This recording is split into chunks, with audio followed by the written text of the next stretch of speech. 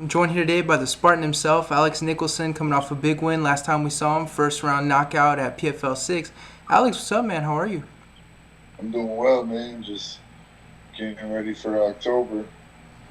That's right, man. What's your preparation like? You mentioned October, that's still a little bit of ways away. Are you in training camp, or is it just kind of focusing on a little bit of training here and there? Yeah, I mean, the last 3 years I've just taken as many fights as possible. So that's why when the PFL approached me, 6 fights in a short period of time, I was already ready for that. I'd already done that a few times. I just, I was fighting to pay my bills and just go as far as I can with it. And their format, I'd already done that the year prior, just on my own. So training's not much different. I go to the gym when I feel up for it, when I feel rested, and I try to go as often as I can. And that's always, so it's not really training camp, it's just more of my life, especially being a heavyweight. I don't have to do anything different. I just train real hard and I stay ready. And I believe you're down in Florida. You're training at Fusion XL, right? Yeah, Fusion XL. And I come down to Miami and train at American Top Team Sunrise with Roger Crawl about 2, 3 times a week.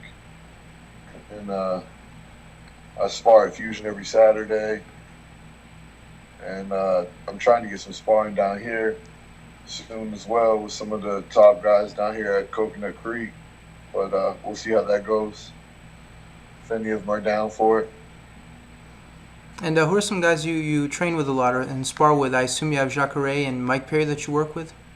Yeah, Jacare, Mike Perry, Adolfo Rivera, Phil Rowe, who just got a nice knockout last night. That's right. He's been with us. Um, you know, Lucas Alexander, Diego Silva, Jorge Patino, Macaco, Leandro, uh, uh, what's his name? Buscape. All these guys, man. We got a killer squad of black belts and top strikers. I don't think anybody would win if we had a Gym Wars battle. I think we would take that out through every weight class. So we got a pretty solid team.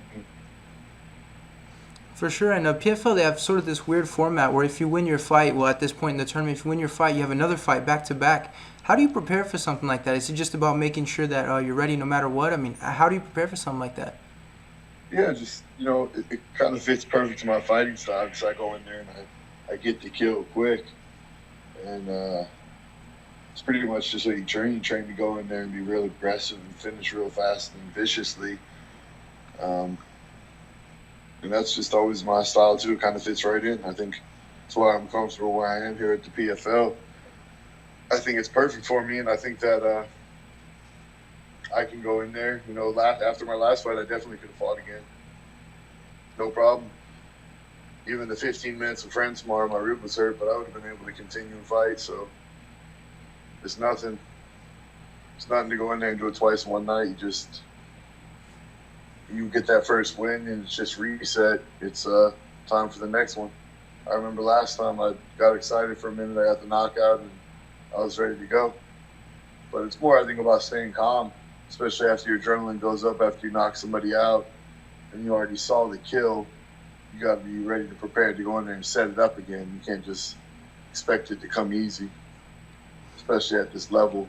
And everybody's talented, at the level we're at. And let's talk about your last fight a little bit. Obviously, great performance. Got the knockout in the first round, 6 points. Now you move on into the playoffs. How do you look back at your performance in that fight? A lot of people were trying to discredit it, saying the guy I fought didn't have much experience, but the guy he fought before me had, almost 60 fights and fought everybody. He fought Fedor, he fought Frank Mir, he beat Frank Mir, he beat King Mo, he beat a lot of very good guys, and Zeke brought him to the decision, and he cut to 265, so he's probably 290 the night I fought him, maybe 280. I mean, he's a huge guy. Said he cut a ton of weight, and you could see visibly that he was much bigger. But that's all everybody was talking about was how big he was and his size, and you still got to have skill. And I'm not saying he didn't, but I knew I had a lot more experience. I had 4 times as many knockouts as he had fights. So he's trying to put my career on the line. Losing to a newcomer like that, 2 losses in a row would not have been a good look. So I knew I had to go in there and claim my spot, keep it going, and finish him. And that's exactly what I did. I said I was going to do it, and I went out there and executed my game plan. I performed perfectly. I rolled with the punches. I took no damage, and it was a good practice for October. I was in and out. The only thing that hurt was my knuckles a little bit, but we barely feel those anymore anyway. Did it bother you to hear people discredit you? Because I assume there's got to be a little bit of a relief. I mean, you get the knockout, you get the 6 points, then I'm sure you check your Twitter, Instagram, and you see all this stuff. Did that bother you when you started hearing all that? It doesn't bother me. Anybody that wants to type that up can go stand in front of the 290-pound Samoan and try to knock him out themselves. I mean, good luck. Zeke's a big, tough, strong dude, and there's not many people on planet Earth that could do what I did to him. And they can talk about it all they want, but unless they're willing to go in there and try. I mean, I offer people all the time, they talk trash online, even pro fighters that I feel aren't worthy to get a shot against me at the big stage. I tell them to come by the gym, sign the waiver, pad up, put your mouthpiece in, and show me. And we haven't had many visitors like that. And what was the emotion like going into that fight? Because your back's kind of against the wall. You know that. I mean, obviously you got best case scenario, but you know that sort of the playoffs are on the line, trying to get the points. What was the emotion like as you headed into that one? There was no emotion, just business. I had to go handle business. You got to keep emotion and business separate, especially in this sport. And I just took the emotion out of it. I think a big part for me is I'm not afraid to lose. I mean, I'm willing to go out there and risk it. A lot of guys are, and that's why they either coast and lose the decision, or they end up waking up wondering what happened because they had the skill set, but they're not able to go out there and perform in the big lights, and the stress is on you, and all the people watching, they can't perform under those kind of circumstances. And I think that's kind of what sets me aside. Is I've been there and done that, and I know it's much better to walk away injury-free, victorious, and double your paycheck. So I plan on continuing to do that throughout the rest of my career. And I'm not afraid to pick myself up, wipe the blood off, and say, oh, man, you caught me with a good shot. But I think not being afraid of that's kind of what makes it easier to not let it happen. I'm not flinching, keeping my chin tucked, keeping my eyes on my opponent, and I'm thinking bad, vicious thoughts because I know he wants to hurt me. And as you head into this next fight, obviously it's a rematch. We saw there was a lot of respect between you guys, split decision, extremely close fight. How do you think this fight's going to go down this time? Is it going to be a different performance from yourself? Yeah, I know what he's good at. And not saying I didn't going into it, but I know I can't allow him to put me in certain positions. I've already showed I can get out and up, and I can defend his submissions. I almost finished him 3 times. I put him in a lot of danger. He never put me in danger. He was able to hurt me, be efficient, but I was never in danger of being finished. And I think he's got a lot more heat on him than I do on me. But it's no secret he's going to try to hold me down again, maybe try to be a little bit more vicious. But I think knowing he's trying to fight twice in one night, he's going to try to go out there and take me down. And he's not going to be able to do that. And I'm going to put pressure on him. And he's either going to crack and fall, or he's going to just get pieced apart viciously, because I'm not going to make those mistakes. I'm not going to put myself out there. So he's in trouble. He's not going to take this from me. I got, the money, everything else coming in. And I'm going to finish this guy. And one guy I wanted to ask you about was Mike Perry. We saw him recently with Vicente Luque. It was a great fight. We knew it was going to be a great fight heading into it. What did you think of that fight?